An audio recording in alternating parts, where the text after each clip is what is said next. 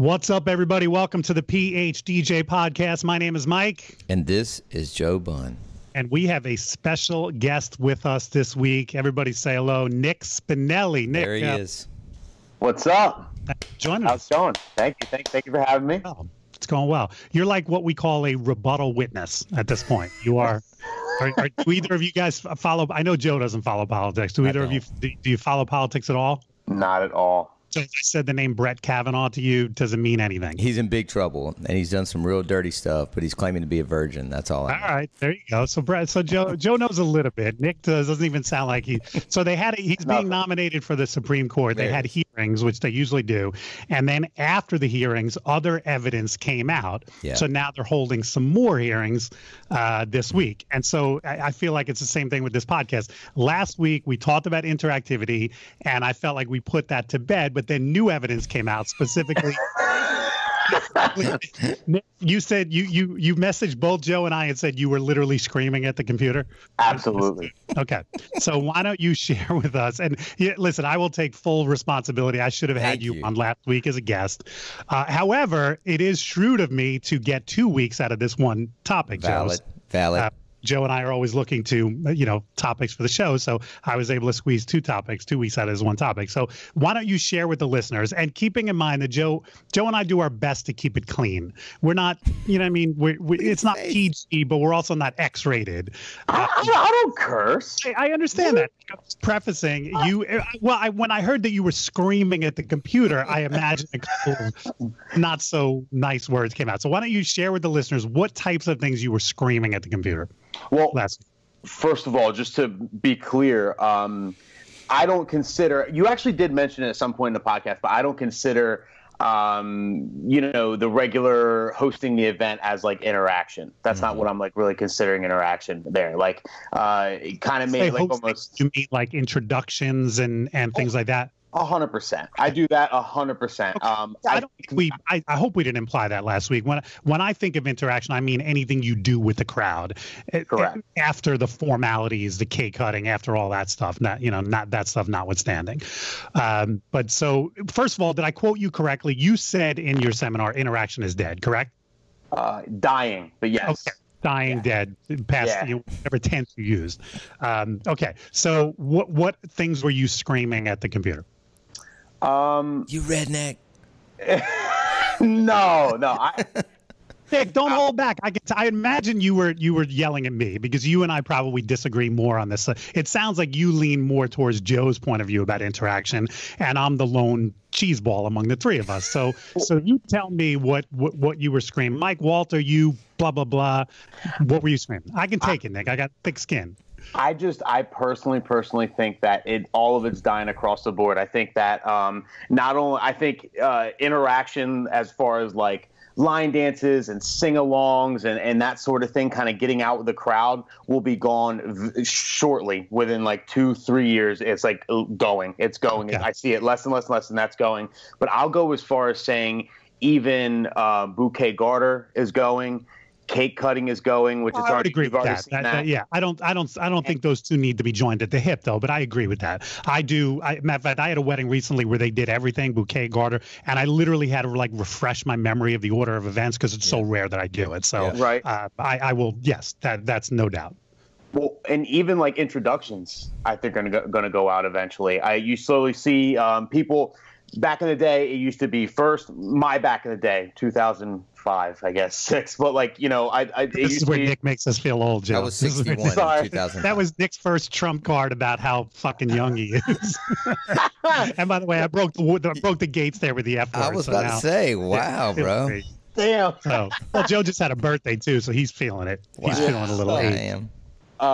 But yeah, it used to be first and last names, grand introductions. Now more and more you're going to see first names, just first names, or just the girls and just the guys getting announced. And then I've had a lot of weddings this year where it's only the bride and groom. So like they have a bridal party, but you just invite the bride and groom in, they go right into the first dance, and that's it. It's low key. Same. It's like an old tradition that's kind of like going out. It's like we're beating a dead horse. So I think in the next like 5-10 years, there's not going to be like the hosting of the event is going to be so minimal. It's going to be all about how you DJ, how you program, how you read the room, and how you DJ. That's literally the future. Okay. Joe, you agree with that? I mean, I definitely agree with a lot of what he said, Mike, in terms of, and you know, you and I have been doing this a lot longer than, 15 years, almost double that. And the things that we've seen changed, I mean, starting at the way the DJ dresses all the way down to the introductions. I mean, remember when, like money dances were hot, or there used to be, like we used to have on our planner a bridal party dance, I think, after the first dance or something like that. Like there's so many things, I think, and again, going back to the cake cutting, granted, we're kind of stepping off the term of interactivity, but I think that Nick is right in that what's a traditional wedding reception that, Mike's parents or my parents, my parents are in their 70s. I think Mike's are closer to their 80s, right, Mike? My dad turns 79 tomorrow. Yeah. Well, actually, when we drop this podcast tomorrow, my dad celebrates his 79th birthday. What's so up, I don't think he Mr. listens to Walter? this, but it's all right. Happy birthday, Shout out, Pop. Mr. Walter. I'll give you a buzz. But something like a wedding reception that they would have been involved in, or that their own weddings would have had all these traditions. It was unheard of. I mean, my mother. My sister got married 5 years ago, I think, right around 5 years ago, 6 years ago. She just celebrated the anniversary. And my mom cried when the invitations went out because my sister didn't put the middle names on the invitation. She cried. Right, because it's less formal. Yeah. I was like, Mom, have you lost your mind here? So I agree with Nick. A lot of things are changing. But then, then I look at the pictures from pretty much every weekend of Mike's triple header weddings. And damned if he's not out there on the dance floor living on a prayer as if he's John Bon Jovi's cousin, Ron. Ron I just need the hair. That's all. It's Ron Bon Jovi. Right. So let me ask you a question, though, about introductions, because I agree with you, but with both of you, that you've made the point there. Introductions are changing. And I mean, I did a wedding this weekend where even though they had a bridal party was not introduced. I acknowledged the parents at their table and then only brought the bride and groom in. So I do see that. But I also see sometimes couples getting more and more elaborate with introductions. 10 years ago, I never did a different song for each couple. Now, probably once or twice a month I'm doing. So some couples are trimming it down, but some couples are making it more elaborate. And I think those couples who are making it more elaborate dream of going viral. And I think there's still that segment of bride and groom that sees the Chris few Brown couples Forever. on YouTube that have the Chris Brown Forever video that has 10 million hits. Yeah. And there are some couples that I mean I've seen brides like schooling their bridesmaids while we're lining them up about how to come in. No, do this dance step, do this instead, because that this bride wants to go viral with her introduction. So I agree that intros are changing, but I would disagree with you, Nick, that 3 years from now we're not going to be introducing couples at all. I think that's over exaggerating the point.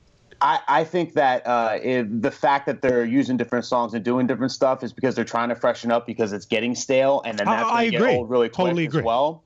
And I also think that there's not a lot of couples are trying to. I mean, some couples try to go viral, but not a lot of couples care. I think it's less couples care about going viral than not. You know what I mean? It just seems to trend. I just really think it's trending that way, faster than we think. Okay. But at the same time, what's weird about this is the fact that Mike and Jason Jani, the owner of the company that Nick works for, can be friends in a.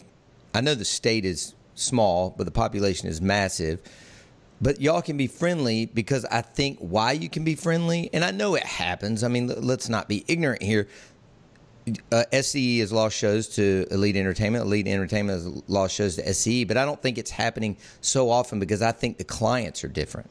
I literally think that an SCE client, if you profile them like like you see on a movie or something, like a psychologist does a profile on like a serial killer, if you profile the bride and or the groom of an SCE client, that they would be vastly different, not necessarily economically, but personality-wise, they would have different traits than an elite customer.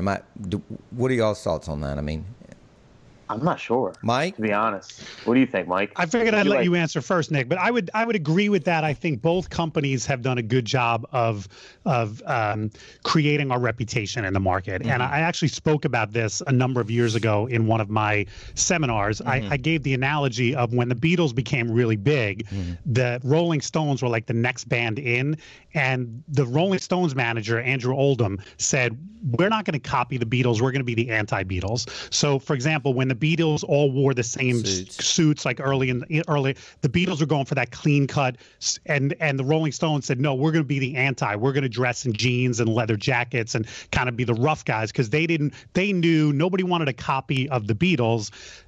Let's find a different niche. And I complimented Jason years ago in a seminar, because we've had a number of companies for years in Monmouth County try to be like the next elite.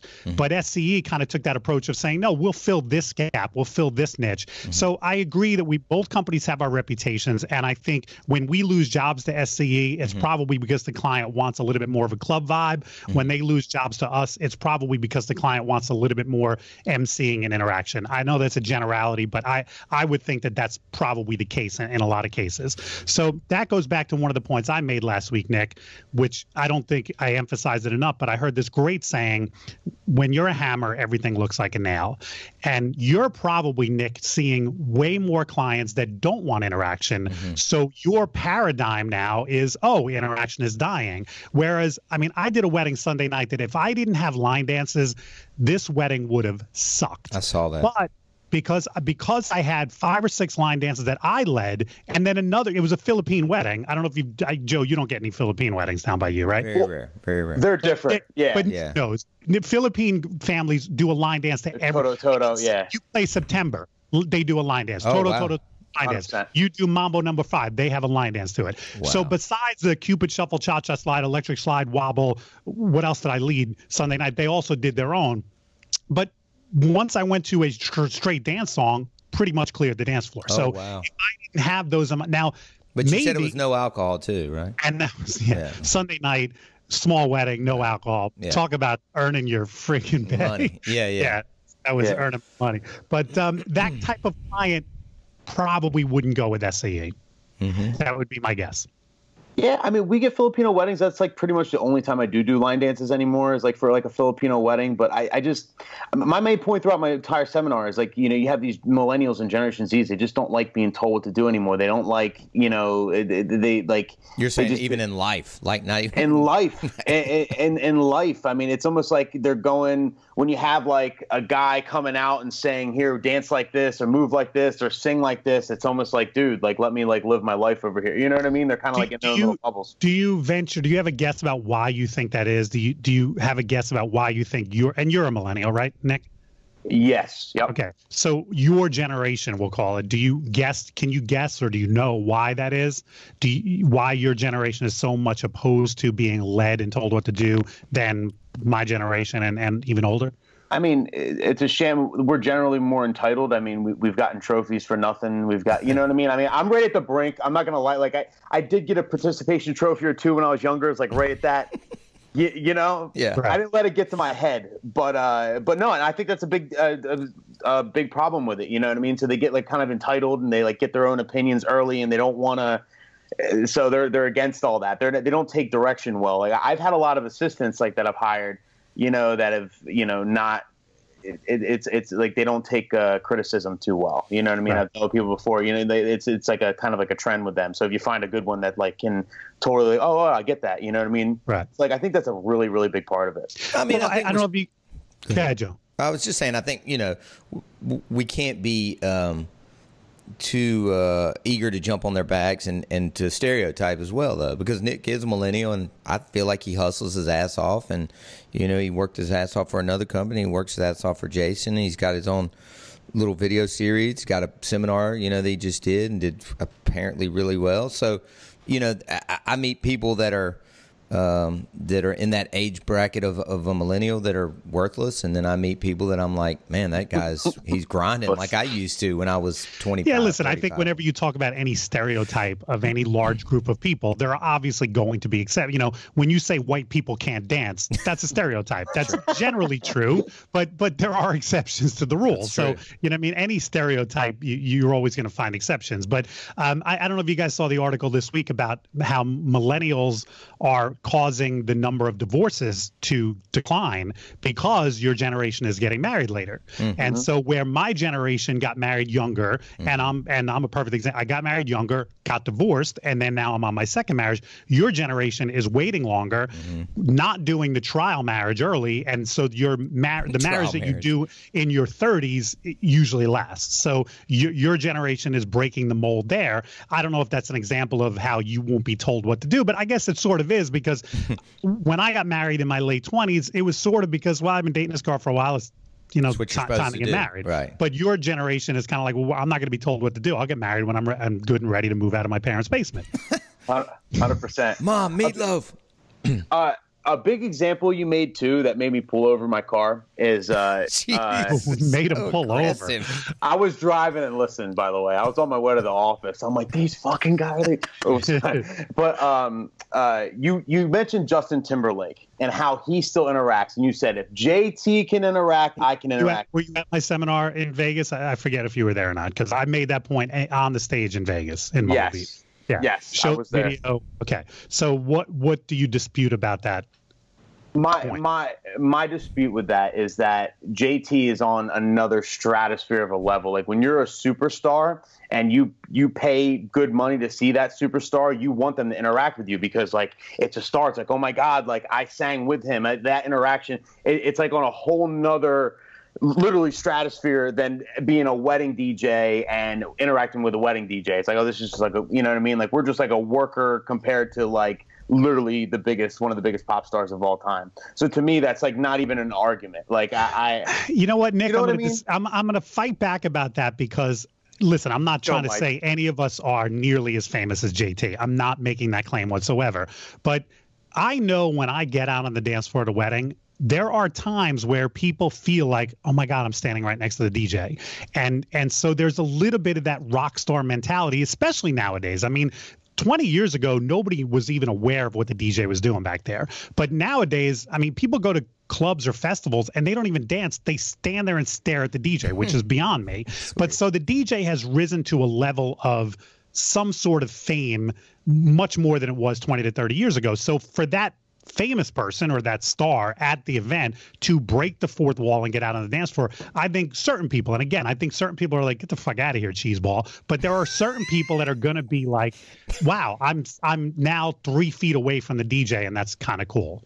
I put two dudes from Jersey on here, and y'all have dropped 3 F-bombs in 17 minutes and 45 seconds. Hey, Joe, you can work one in too. Jeez. Yeah, you can too, Joe. All right, let me ask you this, Mike. Go ahead, Nick. At every wedding, would you say there's a percentage or there's a couple people that do not like the interaction? So like at each wedding you do you think there's certain people? And so let me flip the question to you. Would you admit that at every wedding there's some people that want to do line dances? Yes. Okay. So from those people, the people that want to do line dances, the people that don't like interaction at every wedding, what age groups do you think they're in? See, I don't think it's an age thing. I think it's a background thing. It's a how many weddings have you been to? It's how cool do you think you are? I don't even think it's a larger percentage with millennials than it is with Gen X's. I don't. I think it's across the board. You're always going to have some people that want to do that stuff and some people that don't. I strongly believe that the majority of the young people won't want to see that stuff, and then the majority of the people that do want it, or maybe they were at a wedding and like, man, I wish this DJ would like get out here with us. I would like to argue that they are older. They are like middle aged or older, and they're used to seeing that. They've been to a ton of weddings their whole lives, and they've seen that in the 90s and the early 2000s, and they're wondering where that is, and they're missing that. All right, so let me ask you this: do you think that those let's say 40 and above, and I'm not even conceding your point, but let's say for a second that you're correct. Do you think that those 40 and above people, when they were in their 20s, didn't like interaction and now have come around to it, or Okay, so they loved it. So you don't think these millennials, if you're correct, you don't think these millennials will change their opinion about interactive in the next 15, 20 years? I mean, you know how trends come back. In 10, 15, 20 years, we could go back to straight up cheesy wedding DJ again. Who knows? Right. But I'm saying right now, like where we're going, it's going away. Well, then the word dying is not appropriate. If you admit that it could be cyclical, then interaction, you should not say it's dying. You should say maybe it's in the mothballs for a while, and it's going to come back.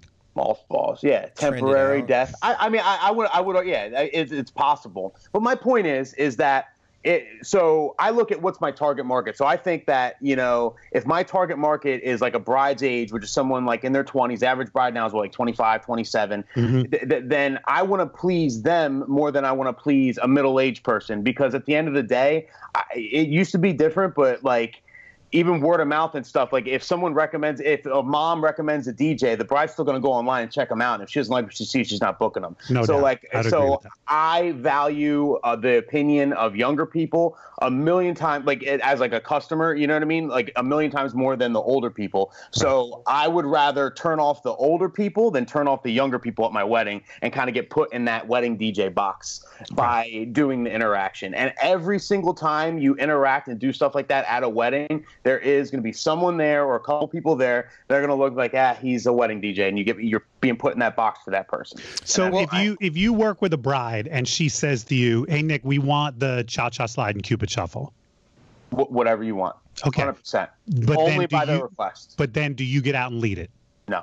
Okay, Joe, same question. No, I guess my question, I was going to go back to, it was the same thing you're kind of just asking. No, I'm not going to get out there and lead it. But I was going to ask Nick, you know, out of all the weddings he does every year, I'm assuming just like us and just like Mike, that the clients fill out some sort of music list, right? Or create some sort of playlist, most of them. Yep. So I would say I think I do about 40 weddings a year myself. I would say probably 20 have put at least one of the, 5 or 6 top line dances. And this is list. The client asking for it, right? The client, correct. Not some of their guests. No. This is, they're not, I don't have it open to guests, the portal. Okay. So it's a client only thing, unless they do that thing where they send out with the RSVP card, what song's going to get you on the dance floor, and they kind of aggregate them all. But I would say probably half of mine put at least one or of those. They use Vibo. Good chance to plug it. Boom. Yeah. They use Vibo. Sponsor. Yeah. So, but yes, 100%. If it's on the list, or especially if it's on the must play, it's going to get played. But I'm not going out there. And do you at least count it in? Do you tell people which way to face? Oh, hell no. The only time I'll jump in is if it's like a complete shit show. If like, wow, these guys don't even know. Then I'll jump in. All right, listen, face the speakers. And people are facing all different directions, everything else. Yeah, they usually figure it out. I'll jump in and do it. See, I wouldn't, but. So I obviously you guys are both going to say no to this, but I'm going to ask the question anyway. Do you think it would be more effective, those line dances, if you got on the dance floor and counted it off and led it and pointed? No. The line dance. I will say too. Let me let Joe answer, because it looks like at least he's on the fence about it. Do you think it would be more effective? I think it would coagulate quicker. So if everybody's kind of doing this thing, it usually realizes after about 30 seconds. But okay. Oh, wait a minute. Like Susie and most of the bridesmaids are going right and I'm going left. Like, let me get with the program. Also, you have to realize when I do play line dances, they're normally more towards the first third of the party. I've made the mistake of playing them at like the last third of the party and everybody's shithoused. I make the same point about bad call, man. In programming. If you do have a line dance on your list, you should get it done early. Yeah. 4 people are totally wasted, and then they literally can't follow your lead. No. But so Joe, at least it seems like you're conceding the fact that it would be better. So and yet why don't you? I don't really know how to do them. Okay, but you could learn. 100%, yes. We saw your dance steps yesterday. Yeah, that was really amazing. I almost hurt myself. You obviously can, dance a little bit. So you could, and I've taught enough people how to lead. If I went through the Mike Walter School of Training. So But why? You know, you and I have talked on this podcast, Joe, about people who refuse to beat mix. Yes. And there are people in our industry who say, my clients don't need it. They don't ask for it, which is bullshit. They just don't want to take the time to learn and get good at it.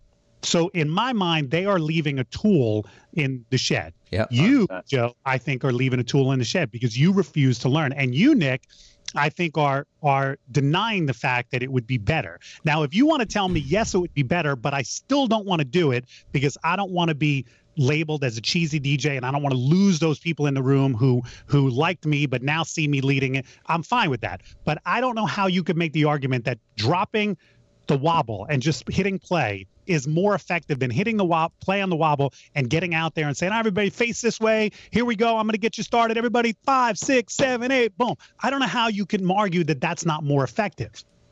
I mean, yeah, I guess you could get them together quicker. I mean, it's more effective, but it just, I wouldn't even drop it. Like, I've had it on the list. I avoid those dances unless they specifically tell me, like, hey, Nick, our family loves Cupid Shuffle, and that's it. Right. But again, let's say you're working with a bride who says, right, my family loves the Cupid Shuffle. It's our favorite dance. Can you please play it? I guess your logic is, well, if they love it, they know how to do it. They don't need me. Well, yeah, and they don't want to hear my voice. You know what I mean? Like, oh, hear me all the right, like over. Let them do it.